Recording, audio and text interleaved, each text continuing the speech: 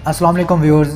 Guys, आप लोगों ने अक्सर इंडियन मूवीज़ में देखा होगा कि किस तरह आतंकवादी इंडियन प्लेन को हाईजैक कर लेते हैं और फिर कुछ डिमांड्स करते हैं, जिनमें ये डिमांड भी लाजमी होती है कि हमारे साथियों को छोड़ दो। और फिर इंडिया ये डिमांड पूरी करने की बजाय अपने सिर्फ एक हीरो को भेजता है, जो आते ही आतंकवादियों को मार देता है और मुसाफिरों को बहफाजत निकाल लेता है।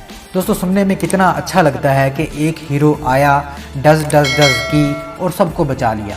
लेकिन दोस्तों, आज मैं आपको एक ऐसी सच्ची कहानी सुनाऊंगा जिसमें इंडिया का प्लेन हाईजैक तो हो जाता है, लेकिन इंडिया अपनी मूवीज़ की तरह कोई एक्शन नहीं ले पाता और हाईजैकर्स की हर बात मानना पड़ती है।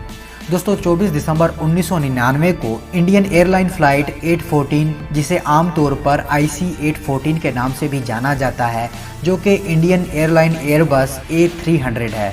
इस प्लेन ने नेपाल के शहर काठमांडू के त्रिभुवन इंटरनेशनल एयरपोर्ट से इंदिरा गांधी इंटरनेशनल एयरपोर्ट दिल्ली की तरफ उड़ान भरी।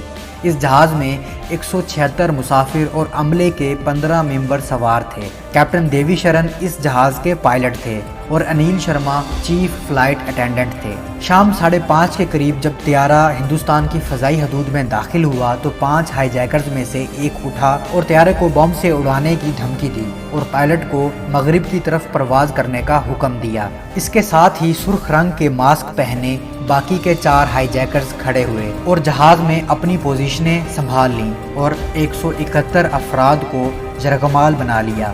हाईजैकर्स ने कैप्टन देवी शरण से कहा कि वो त्यारे को लखनऊ के रास्ते से हटाकर लाहौर की तरफ बढ़े, लेकिन त्यारे में फ्यूल नाकाफ़ी था। सो हाईजैकर्स ने त्यारे को अमृतसर उतारने पर इत्तेफाक किया।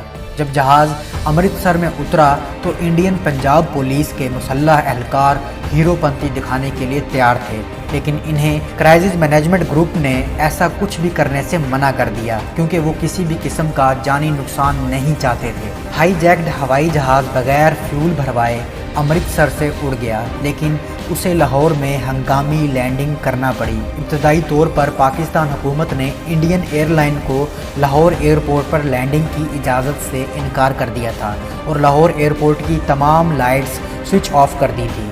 कैप्टन शरण को हाईजैकर्स ने प्रेशराइज किया कि वो जहाज़ को लैंड करवाए। कैप्टन ने अच्छी तरह से रोशन एक सड़क को रनवे समझकर जहाज़ को उतारना शुरू कर दिया, लेकिन एंड टाइम पर आकर उसे एहसास हुआ कि ये रनवे नहीं है, तो उसने जहाज़ लैंड होने से रोक दिया। ये समझते हुए कि त्यारे के पास क्रैश लैंडिंग के अलावा कोई दूसरा ऑप्शन मौजूद नहीं है, तो लाहौर एयरपोर्ट ने फाइनली अपनी लाइट्स ऑन कर दी और जहाज़ को लैंड करने की इजाज़त दे दी। लाहौर एयरपोर्ट ऑफिशियल्स ने जहाज़ को रिफ्यूलिंग की इजाज़त भी दे दी और इस त्यारे को लाहौर से जाने की इजाज़त भी दे दी। लाहौर से उड़ान भरने के बाद ये त्यारा दुबई मिलिट्री एयरपोर्ट पर लैंड कर गया, जहां हाईजैकर्स ने 27 मुसाफिरों को रिहा कर दिया। इस दौरान इंडियन गवर्नमेंट ने मुत्तहदा अरब अमारात से कमांडोज हाईजैक स्पेशलिस्ट के ऑपरेशन की रिक्वेस्ट की, जिसमें इंडियन मिलिट्री ऑफिशियल्स भी शामिल थे, लेकिन UAE ने इन्हें ऑपरेशन करने की इजाज़त नहीं दी। दुबई से उड़ान भरने के बाद हाईजैकर्स ने पायलट को अफगानिस्तान के शहर कंधार में जहाज़ उतारने को कहा और जैसे ही त्यारा कंधार में लैंड हुआ तो फ़ौरन तालिबानों की गाड़ियां इंतहाई तेज़ रफ्तारी से जहाज़ के पास पहुंची और जहाज़ को घेरे में ले लिया। तालिबान का दावा है कि उन्होंने ये एक्शन हाईजैकर्स को मुसाफिरों को मारने या ज़ख्मी करने से रोकने के लिए किया है, जबकि इंडिया का दावा है कि ये एक्शन इंडियन मिलिट्री ऑपरेशन से हाईजैकर्स को बचाने के लिए था। हाँ जी, इंडियन मिलिट्री ऑपरेशन जब ये जहाज़ इंडिया में था तब नहीं हुआ, जब ये जहाज़ दुबई में था तब भी नहीं हुआ, लेकिन जब ये जहाज़ तालिबानों के शहर में उतरा तब इन्होंने मिलिट्री ऑपरेशन करना था।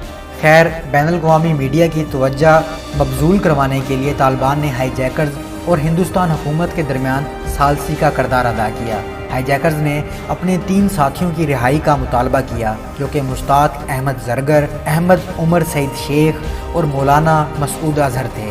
जी हाँ, ये वही मौलाना मसूद अज़हर थे जिन्होंने इंडिया की नाक में दम कर रखा है। इंडिया के पास कोई चारा नहीं बचा था। तब के इंडियन वज़ीर ख़ारजा जसवंत सिंह हाईजैकर्स के तीनों साथियों समेत कंधार गए।